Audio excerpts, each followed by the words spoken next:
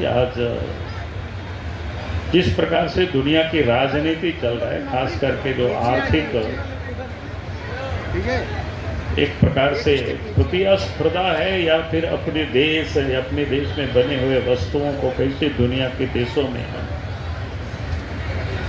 बेचें, यानी उसको हम बाजार के रूप में उपयोग करें, उसका भी ताज़ा उदाहरण आपको बताया कि दुनिया के सबसे जो अपने को विकसित देश अमेरिका है, वो अपने देश में बने हुए वस्तुओं को किस प्रकार से भारत के इस विशाल बाजार में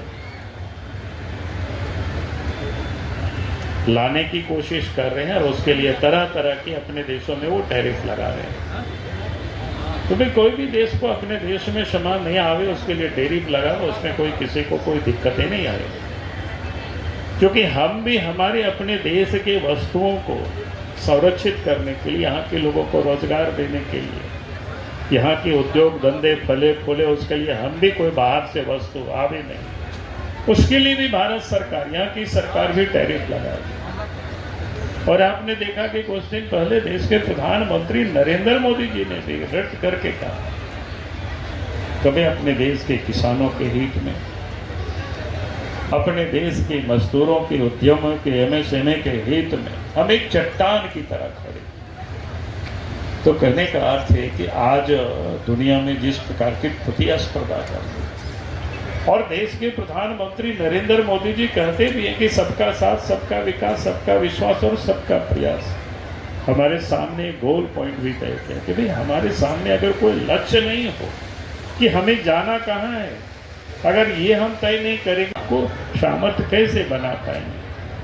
तो एक गोल पॉइंट जिसको कहते हैं वो भी उन्होंने तय कर दिया कि भाई 2047 जब भारतवर्ष की आज़ादी का 100 साल की जब जश्न मनावे, तो भारत हमारा विकसित भारत हो।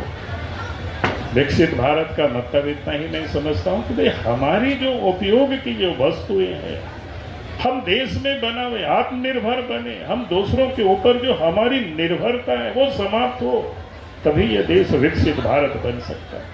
और ये हर भारतवासी इस काम में योगदान दे सकते हैं, और तभी भारत ये विकसित भारत बनेगा। और इसीलिए हमें आज इस बात को संकल्प लेना कि मोटी मोटी चीज़ें तो आप सबने जाना कि हमारा देश को कैसे पहले मजबूत भारत था। ईसा के पूर्व भी हमारा देश मौर्य काल में सोने की चिड़िया कहा जाता, स्वर्ण युग लोग कहते हैं उसको। उस समय दुनिया की जो जीडीपी का भारतवर्ष 1/3, भारतवर्ष में 1/3 माने हिस्सा था, हिस्सेदारी था भारतवर्ष की। जब अंग्रेज भारत आए 16वीं शताब्दी तक भारत की हिस्सेदारी 24-25% रहा। लेकिन अंग्रेज ने भी देश में जब 200 वर्षों तक शासन किया तो किस प्रकार से ले गया, ये आप सबको पता, भी आपको बता रहे थे। भाई हमारे यहाँ से कच्चे माल को भारत दुनिया में ले जा करके, इंग्लैंड में ले जा करके, वहाँ से फैक्ट्री में तैयार हो करके फिर भारतवर्ष में बेचा जाता था। और धीरे धीरे फिर हमारे वो मिल में बने हुए वस्तुओं के ऊपर हमारा जो एक निर्भरता जिसको कहते हैं बढ़ते चले गए, और छोटे छोटे जहाँ जो उद्योग थे, अच्छे कुशल कारीगर थे, वो धीरे धीरे समाप्त हो गए। इतिहासकारों का कहना है, जो लिखा है कि इन 200 वर्षों में अंग्रेज ने 45 ट्रिलियन डॉलर की संपत्ति उन्होंने इंग्लैंड को ले गया।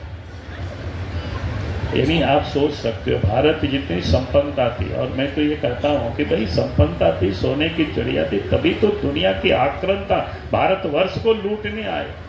आज भी भारत की इतना बड़ा विशाल बाजार है, इतनी बड़ी मार्केट है, उनको लगता है कि दुनिया के विकसित देश को लगता है कि ये मार्केट हमारे लिए खुल जाए, हमारे उद्यमियों के लिए खुल जाए, हमारे किसान मजदूरों के लिए खुल जाए, तो भारतवर्ष में हम बेच देंगे। तो एक ही है, यानी देश को गुलाम बनाने का, या बाकी देश को आप पराधीन जिसको बोलते हैं कि आत्मनिर्भरता को, निर्भरता को अपनी ओर बढ़ाना। तो आज ये जरूरत है हर देशवासियों को हमें संकल्प लेने अपने घरों से। और मैं तो कहूँगा कि आज वास्तव में स्वदेशी मेला लगा करके बहुत सारे वस्तुओं को हमें देखते हैं, सब लोग आ नहीं पाते।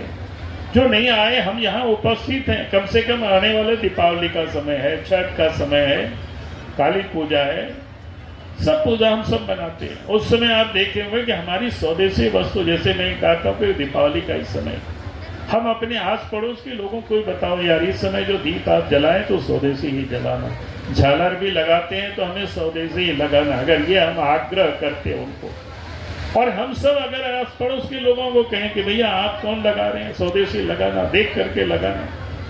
दुकान भी हम जाते हैं, ऐसे तो पता नहीं चलता, लेकिन सामान आप देखेंगे कई सामानों में छोटा छोटा सामान लिखा हुआ रहता है मेड इन कोई भी अमुक कंट्री लगा रहता है। तो ये हमें देखना चाहिए। ऐसे तो हम नहीं जानते, लेकिन जब हम देखेंगे, कपड़े भी खरीदने जाते हैं तो कपड़े में भी आपको दिखाई पड़ता है। थोड़ी सी आप अगर उसको देखेंगे तो आपको पता चल जाएगा कि ये वस्तु कहाँ बनी है। आज इस देश के अंदर में हर क्षेत्र में देश के प्रधानमंत्री नरेंद्र मोदी जी के नेतृत्व में वो आगे बढ़ रहे हैं। चाहे वो मोबाइल का सेक्टर, पहले हम बाहर से लाते थे, नहीं बन रहा है, यहीं हम ये कर रहे हैं। यानी उससे क्या होता है कि हम यहाँ की बनी हुई वस्तुओं को हम अधिक उपयोग करते हैं, तो स्वाभाविक है यहाँ के उद्योग धंधे भी फलेंगे फूलेंगे, यहाँ के लोगों को यहीं पर रोजगार मिलेगा। अगर हम विदेशी वस्तुओं को हम उपयोग करते हैं तो हमारी पैसा विदेश में जाएगा, विदेश में रोजगार भी फले फूलेगा और हम दूसरों के ऊपर निर्भर हो जाएंगे। अब याद करिए, अगर हम दूसरों के ऊपर निर्भर रहते तो कोरोना काल में हमारी क्या हालत होती। लेकिन देश के प्रधानमंत्री नरेंद्र मोदी जी ने कोरोना काल में भी वो टीका बना करके तैयार किया और भारतवर्ष के लोगों को ही नहीं बचाया, दुनिया के सैकड़ों देशों के लोगों की जान को भी बचाया, सुरक्षा। अमेरिका जैसे विकसित देश के 40% फार्मास्यूटिकल दवा यहाँ से सप्लाई होता है, 24% भारत से इंग्लैंड को सप्लाई होता है। यानी आप सोच सकते हो हम भी धीरे धीरे आगे बढ़ गए और देश के प्रधानमंत्री नरेंद्र मोदी जी इसके लिए दिन रात प्रयासरत है। और इसलिए हम कह रहे हम सब भारतवासी, हम सब का भी दायित्व बनता है, एक एक नागरिक का एक एक कर्तव्य बनता है। हम इस देश को महान बना सकते हैं, यह हमारा राष्ट्रीय कर्तव्य है कि राष्ट्र में निर्मित वस्तु का ही हम उपयोग करें।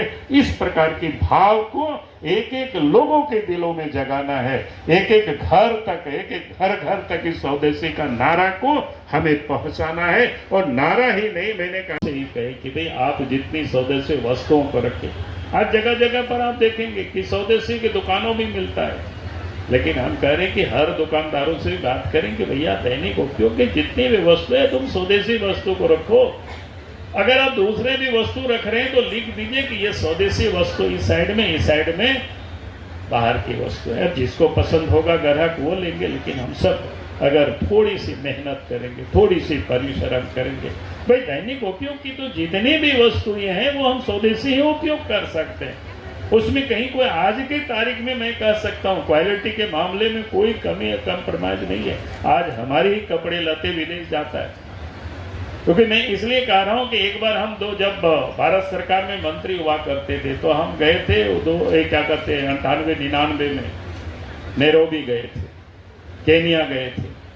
और फिर वहाँ जाकर के हमने कहा कि एनबीसी वालों को कि यार चलो तुरंत दुकान में कुछ खरीदेंगे। तो बोला सर क्या खरीदिएगा? हम बोले चलो कुछ टी शर्ट वगैरह खरीदे। बोला कि सर यहाँ बहुत महंगा है, ये सारी चीज़ें तो आपको भारत से आता है यहाँ पर। मुझे बड़ी प्रसन्नता हुई। आज भी यूरोप जैसा देश जाएंगे तो आपको यहीं की ही माल मिलेगा, लेकिन वहाँ बड़ा महंगा मिलेगा। तो कहने का अर्थ मेरा इतना ही था कि आज दुनिया की बाजारों में भारत की वस्तु भी दुनिया के जैसे वस्तु वैसे यहाँ भी लोग बना रहे हैं। अगर हम उनको यहाँ भी प्रमोट करेंगे, यहाँ भी परचेज करेंगे, यहाँ भी खरीदेंगे, तो स्वाभाविक रूप से यहाँ की दुकानों में भी वो मिलने लगेगा। तो हम सबको थोड़ा प्रयास करना है, थोड़ा मेहनत करना है। और आज के तारीख में दुनिया में देख रहे प्रधानमंत्री नरेंद्र मोदी जी किस प्रकार से संघर्ष कर रहे हैं। उस संघर्ष में भी दुनिया में कैसे वो संघर्ष कर रहे हैं स्वदेशी को लेकर के देश के विकास विकसित भारत बनाने के लिए। हम सब का दायित्व बनता है, कर्तव्य बनता है कि हम लोग भी देश के लिए कुछ करें। तो देश के लिए क्या कर सकते हैं एक सामान्य व्यक्ति? तो ये सारी चीज़ें हम स्वदेशी वस्तुओं का उपयोग करें, ये हमारा राष्ट्र सेवा होगा, राष्ट्र के प्रति हमारा बड़ा योगदान रहेगा। और इसलिए इन्हीं शब्दों के साथ मैं अपनी बातों को समाप्त करता हूँ। बहुत बहुत धन्यवाद। जय हिंद, जय झारखंड। शुरुआत होती है तो उसका समापन नहीं होता है। हम पिछले 24 वर्षों से